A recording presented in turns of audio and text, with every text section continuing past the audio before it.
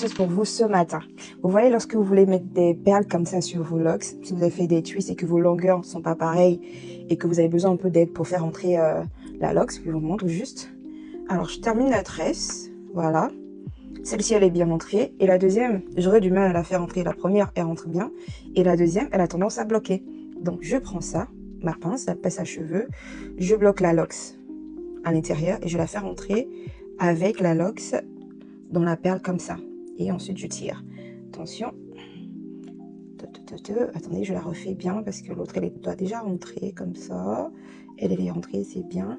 Et ensuite, je fais rentrer l'autre lock avec la pince. Tac, tac. Et elle rentre bien dedans. Comme ça. C'est-à-dire, si vous n'avez pas de crochet, que vous voulez quand même mettre les perles et que vous savez que vous avez des bouts compliqués, mettez les bouts au niveau de la pince et vous faites rentrer juste comme ça avec tac et mon élastique. Les perles, il n'y a pas souvent ceux qui ont de gros trous. Les trous sont souvent petits. Ça peut pas, une lock peut passer, mais pas deux. Ça dépend de la taille et tout. Je pense que j'aurai le même problème également ici. Attendez, on va voir. Voilà.